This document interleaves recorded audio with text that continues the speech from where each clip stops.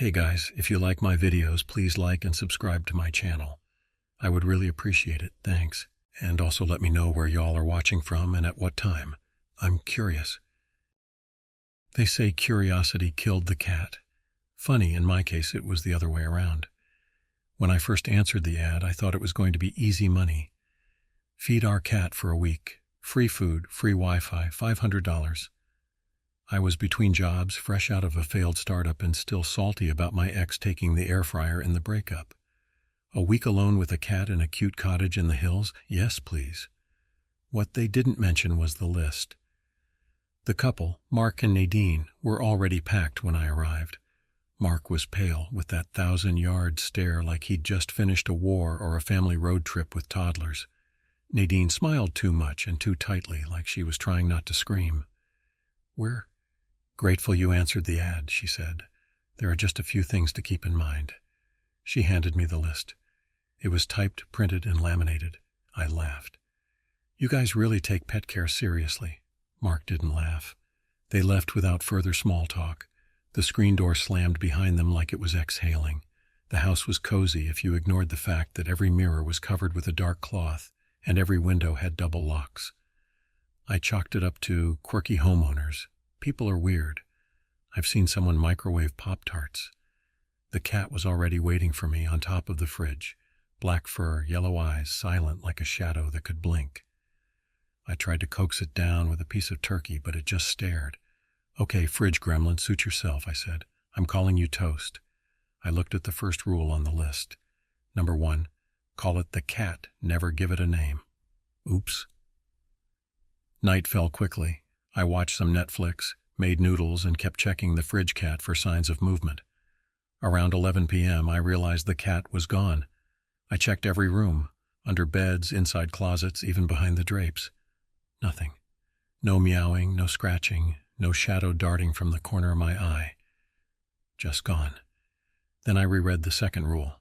Number 2, if the cat disappears for more than an hour, leave the house and don't come back until sunrise. I looked at the clock.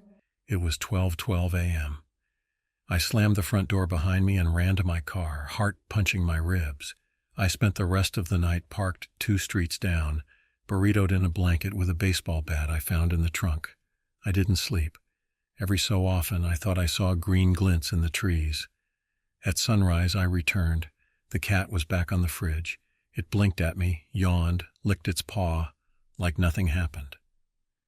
It watched me with that smug, I own this place look all cats have, only this one cranked it to an 11. I poured dry food into the bowl. Rule didn't say anything about wet food, and the cat hopped down like royalty.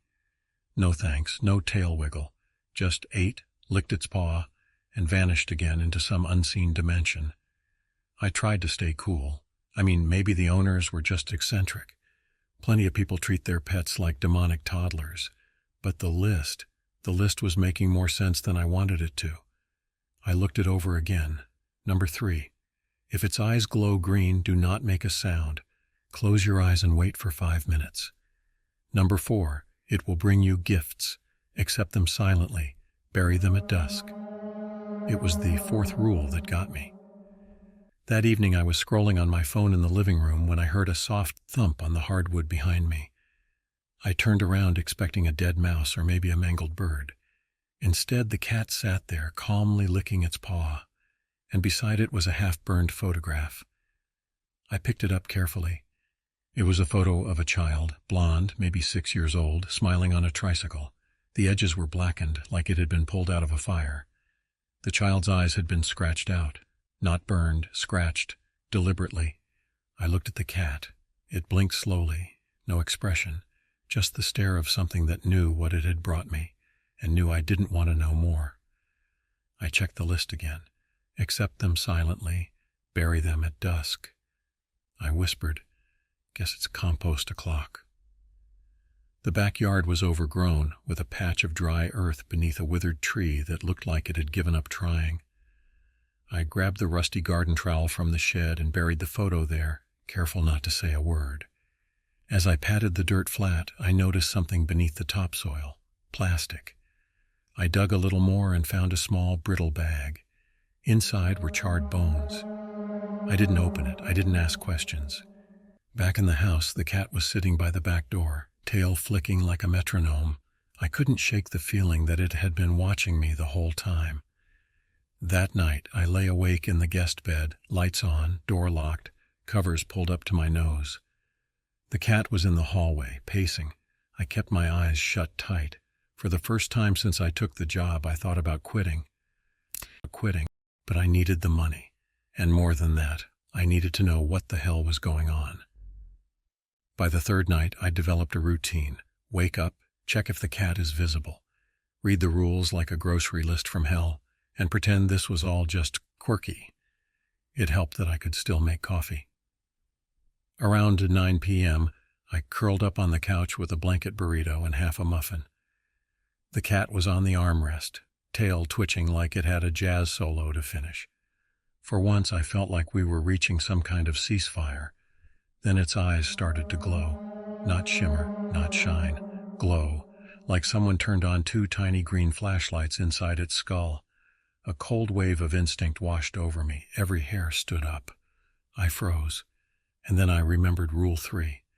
If its eyes glow green, do not make a sound.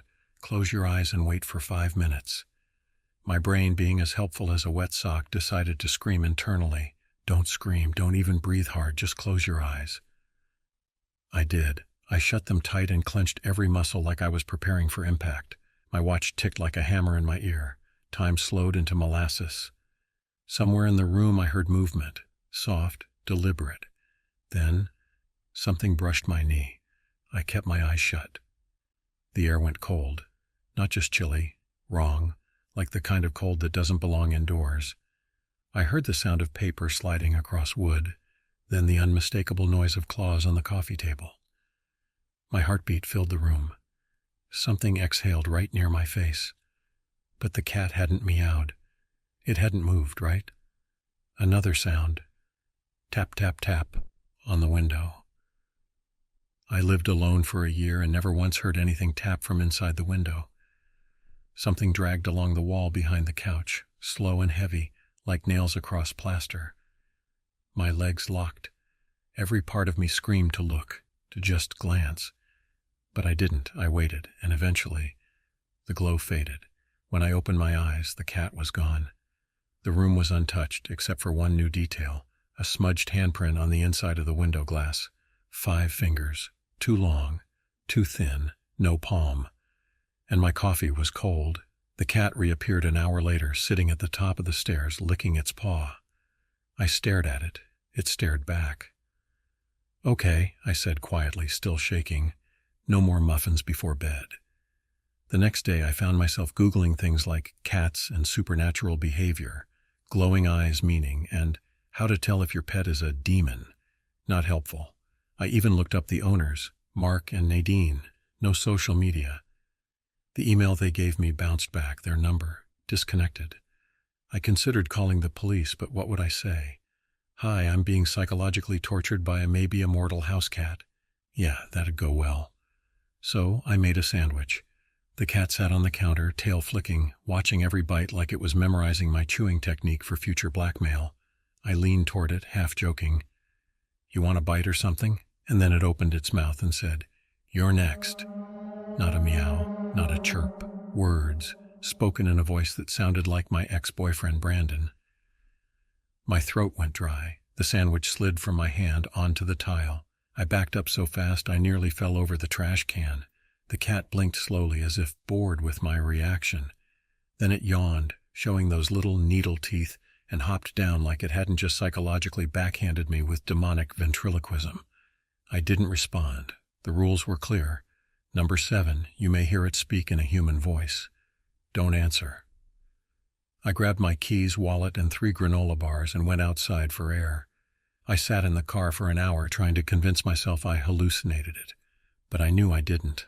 The voice was too real. It even had Brandon's dumb little throat-clearing tick. I returned inside, quieter this time. The cat was curled up on the foot of my bed like a loaf of trauma. It looked asleep. I didn't trust it. Not anymore. Maybe not ever again. That night, I lay flat on my back, eyes wide, heart pounding. I tried listening to a podcast to distract myself. Some feel-good show about surviving breakups and rebranding your life. The irony made me laugh, softly. Then I felt it. Pressure on my chest, something warm, something breathing. It was on me. I didn't open my eyes. Number 5. You may feel it sleeping on your chest. Don't open your eyes. Its weight was wrong. Too dense for a 10-pound cat. It pressed against me like a bag full of bricks. I fought the instinct to flinch, and then it purred, deep, resonant, like a growl covered in silk. It vibrated through my bones. My nose itched. I didn't scratch it. Minutes passed, maybe hours. Eventually the weight lifted. I waited 10 more minutes, then slowly opened my eyes. Nothing, no cat, no marks, just me, and the knowledge that the house, and whatever that thing was not done with me yet.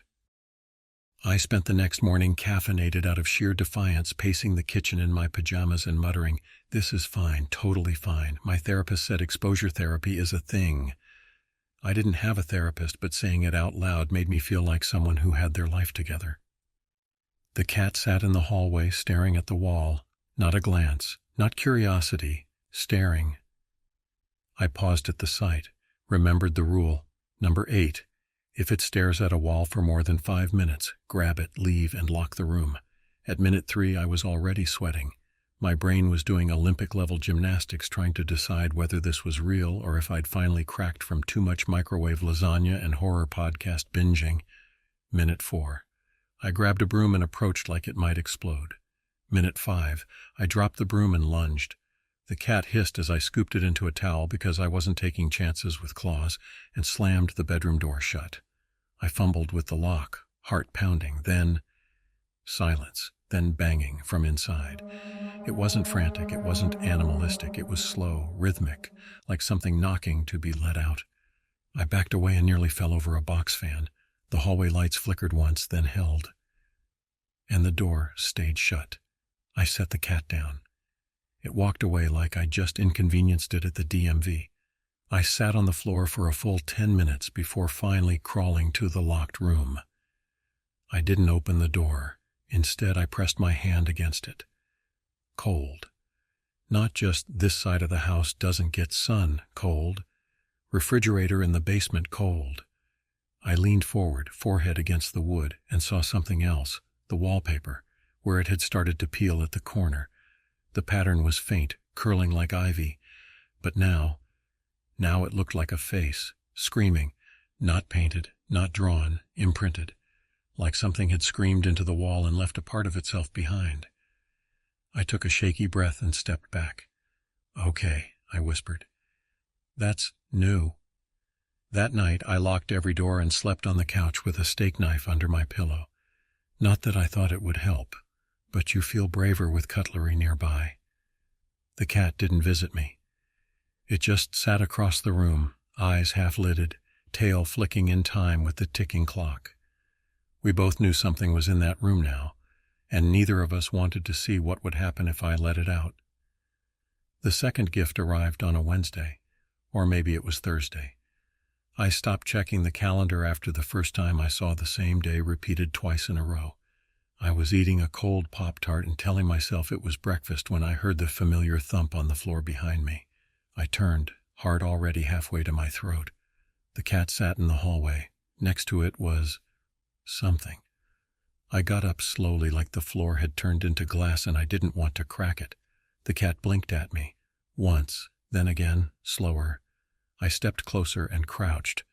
The gift was small, pale, and disturbingly clean. A human jawbone. No skin, no blood. Just a smooth arc of bone with 3 teeth still rooted in it. I didn't scream. I didn't speak. I remembered the rule. Number 4. It will bring you gifts. Accept them silently. Bury them at dusk. I gave the cat a shaky nod, like we were co-workers, awkwardly acknowledging each other at the office coffee machine. It turned and walked away, tail high, mission accomplished.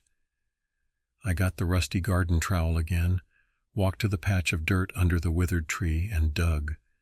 The sun was low enough that shadows stretched across the yard like spilled ink. I was careful. I was quiet. I didn't look over my shoulder, even when I thought I heard whispering grass. When I finished, I dropped the jawbone into the hole and paused. That's when I noticed the earth below was loose, not just where I had dug, but deeper, like something had already been buried there. I kept digging. 2 inches down, I hit plastic again. Another brittle bag. Inside, more bones, long thin ones, maybe fingers. I swallowed a rising lump in my throat and reached further. Something shifted. Not like it was breaking, like it was moving. I dropped the bag back in the dirt and covered everything.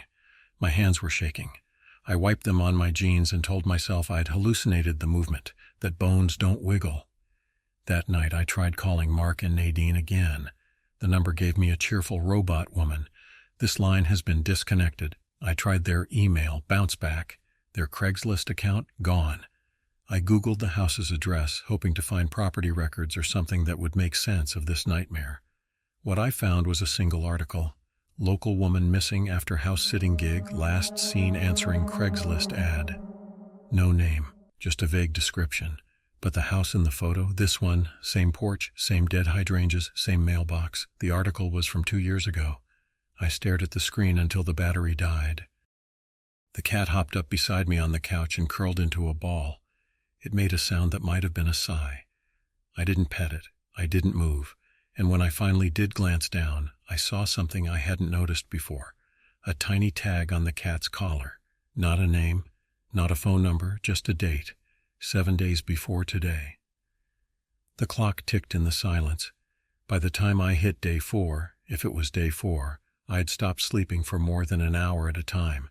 The house was playing tricks on me. Sometimes lights would flicker when I passed under them. Other times, clocks would freeze until I looked away. Even the fridge started humming in this weird, high-pitched tone that only stopped when the cat entered the room. I was jumpy, tired, starting to imagine what a mental breakdown must feel like.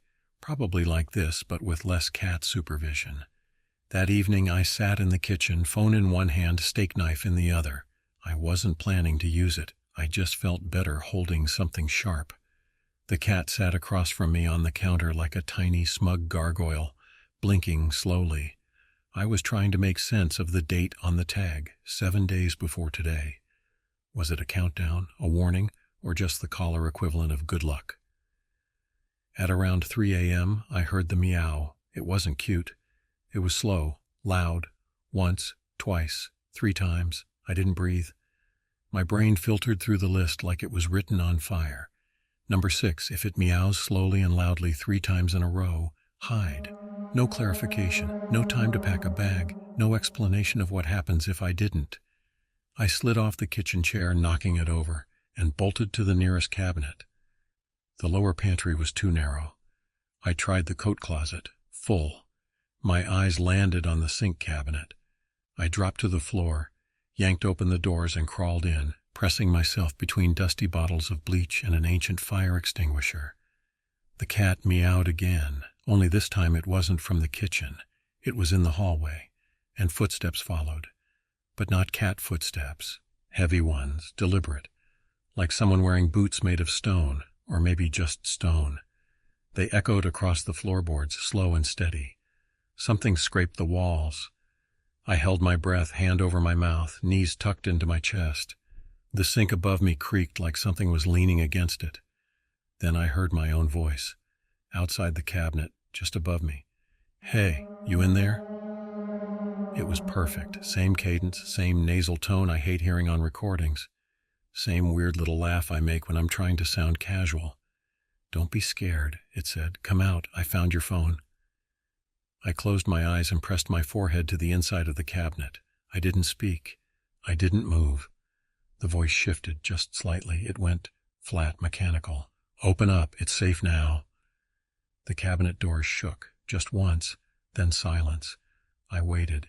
10 minutes, maybe 20. I counted to 500, twice. Eventually, I opened the cabinet. The kitchen was dark. The lights had gone out. The only thing out of place was the steak knife. It was now embedded, point down, in the middle of the kitchen table. I picked it up, hands trembling. The cat sat at the top of the stairs, watching me, tail flicking. "You and I muttered, "are overdue for a serious heart-to-heart." It blinked and smiled. I swear it smiled. The next morning I woke up in the hallway. No idea how I got there. I had gone to bed, of that I was sure. I'd even jammed a chair under the doorknob like I was starring in a low-budget slasher flick. But there I was, curled up in a ball on the hardwood floor outside the bathroom, the cat sitting 6 inches from my face like it had been waiting all night to see if I'd survive my own subconscious. "Either I sleepwalked or you dragged me out here," I muttered. "Blink once for yes." The cat blinked. I stared at it. "That's not funny." It walked away. By then, I was beyond pretending this was a normal job. I didn't care about the money anymore. I didn't even care if I broke a rule or two. I just wanted to survive. Around noon, the cat disappeared. At first, I thought it was just doing its usual hide-in-plain-sight trick. I checked the laundry room, the top of the fridge, the inside of the fireplace. Nothing. I even tapped the hallway walls for hidden compartments like some gothic Scooby-Doo extra. Nothing. I checked the time. 1:17 p.m. I waited, checked again, 2:44 p.m., still no sign. That's when I remembered. Number 2, if the cat disappears for more than an hour, leave the house and don't come back until sunrise. I didn't hesitate. I grabbed my coat, my keys, and bolted for the car parked in the gravel driveway. I sat behind the wheel, engine off, wrapped in the emergency blanket I'd stashed on day 1. I planned to wait it out until sunrise, just like before. The problem? The sun never set. It started to get dim, sure, but it never actually dipped below the trees. It hovered there, frozen in permanent late afternoon, like someone hit pause on the entire sky. By 9 p.m. it was still almost dusk, and the air never cooled. No crickets, no night breeze, just an oppressive silence that stretched on and on like a held breath. I turned on the radio. White noise, every station. The only sound I heard was the ticking of the analog clock on the dash. 3:58 a.m. Wait, what? That was impossible. The sky hadn't changed. It was still orange and blue like a watercolor that never dried. But the car clock insisted it was nearly 4 a.m. I opened my phone. It was off, dead, even though I'd charged it. Something brushed across the windshield. I looked up and saw nothing but the forest line. Stillness. But I knew I wasn't alone out there. The cat was gone, and time was breaking. I considered driving away, but every direction out of the driveway turned to gravel, then dirt, then mist. I tried twice, both times ending up in the exact same turnout under the gnarled oak tree with the peeling bark. I left breadcrumbs the second time, actual crackers from the glove box, and when I returned, they were laid out on the hood of my car in the shape of a spiral. The implication was clear: leave, and you're mine. So I waited. Eventually, I walked back to the house, and the front door was already open. I didn't open it. Something had. The air inside was colder than I remembered, still, and at the far end of the hallway, barely visible in the unnatural dim, the basement door was now open, wide, waiting. There are places in a house that feel wrong before you even see them. Cold spots, corners that make your skin itch, hallways where sound dies too fast. The basement had always been that place for me. Now the door was open, no creak, no gust, no drama, just open. The stairs descended into a still blackness, like the earth itself had unzipped and offered me a mouth. I stood in the hallway holding a flashlight in one hand and the steak knife in the other. The flashlight flickered the moment I crossed the threshold, because of course it did. The stairs were steep, wood swollen and splintered from age. Each one groaned like a warning, like it knew I didn't belong. At the bottom was a concrete floor, cracked, damp, and something worse than silence, the feeling of silence, like sound had been stripped from the air and replaced with pressure. The cat wasn't down there, but something else was. The flashlight finally steadied and illuminated the far wall, and that's when I saw the shrine. There's no other word for it.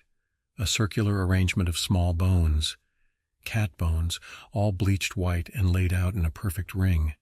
In the center was a pile of charred fur and ash, topped with an ancient collar tag so rusted the letters were almost illegible. It said Cinnabon, 1998. The hair on my neck stood up. I scanned the wall. Names, carved deep into the stone with something sharp. Not dozens, hundreds. Most were first names, some with dates, all scratched in frantic handwriting like the person had been racing against time. Some had been crossed out. Others glowed faintly red. I saw my name. It was fresh, no date, just my name, etched in jagged strokes directly above a photo, a Polaroid. I stepped closer. The photo was of me, taken through the living room window. I was on the couch, sleeping, blanket pulled up to my chin. In the photo, the cat wasn't in frame, but behind me, something was. Tall, gray-skinned, featureless. I dropped the photo and backed up. My flashlight sputtered again. The ring of bones rattled. Then I heard it, a voice, soft, whispering just beneath hearing, a breath that filled the room without lungs. Feed me. It wasn't the cat. It was something older. Something that used the cat like a pawn. Something bound here, just beneath the floorboards of normal life, waiting for its rules to be followed. I turned, ready to bolt, and saw the cat. It stood on the top step, watching me. Its eyes weren't green. They were glowing red now, no rule for that. It walked down slowly like it was escorting royalty, and behind it, emerging from the dark, came a shape 7 feet tall, wearing a tattered coat stitched together from shadows. Its head was a blur, something your brain wouldn't let you recognize. It spoke, but the voice was mine. "You've done well." I lifted the knife. Not that I thought it would help. Then the cat jumped into my arms. It looked up at me, and for the first time since I'd arrived, it purred. The thing that wore my voice stood just beyond the bone circle, grinning without a face. It didn't move. It didn't breathe. It simply waited, like a candle wick anticipating a match. The cat looked up at me, still purring. Its eyes had faded from red to gold. It curled its tail around my wrist like it was trying to calm me. "You've done well?" the thing said again, using my voice like a sock puppet. "No thanks," I said quietly. I already hate how I sound on voicemail. The thing tilted its head. "You buried the gifts. You obeyed the rules. You stayed. That's how it feeds." I glanced at the jawbone shrine, the names, the photo of me. "This is a game," I said, "a ritual, and I'm the latest sucker, right?" The air around it shimmered like heat on pavement. I thought of Rule 4. It will bring you gifts. Accept them silently. Bury them at dusk. That was the loophole, the act of burial, the ritual. But what if the gift wasn't always from the cat? What if it could be anything? I reached into my pocket and pulled out something I hadn't let go of since I found it. The tiny wooden name tag from the cat's collar, the one with no contact info, just a date. I held it out in front of me. My fingers trembled. "I accept this gift," I whispered. Then I dropped it into the circle. The bones snapped upright like teeth. The temperature dropped. The figure howled, not with its mouth, but with every wall, every nail, every crack in the house. The concrete beneath my feet split, and a red light bled through like the earth itself had been wounded. The cat leapt from my arms and landed in the center of the circle. It meowed 3 times, loud, slow. But this time it wasn't a warning. It was a command. The figure twisted, shrank, screamed. It folded in on itself like burnt paper curling in firelight. The photo of me burned up without flame. The names on the wall began to glow white, then fade. And then, just like that, it was gone. No boom, no light show, just gone. I stood there shaking, the smell of scorched air still on my clothes. The cat pawed at the basement door and looked back at me like, "What are you waiting for?" I climbed the stairs, shut the door, and locked it. Outside, the sun finally rose. Mark and Nadine showed up an hour later like they'd just gotten back from a vacation in purgatory. When they saw me standing on the porch alive with the cat purring in my arms, they both blinked. "You lasted," Mark said, stunned. "No one ever lasts." "I'm persistent," I said. Also, I really wanted to prove Craigslist wasn't completely evil. Nadine handed me a check. "You freed it, didn't you?" "I think so." "And it didn't take you?" I shrugged. "I guess it liked me." I left the house with that check and a deep hatred for cats that'll probably outlive my bones. I didn't even look back. But as I drove off, the radio came back to life for the first time in days. Just static. Then a voice, my voice, repeating one phrase over and over. You did well, you did well, you did well. I shut it off, and in the rearview mirror on the back seat the cat sat staring at me, calm, quiet, its eyes glowing faint gold.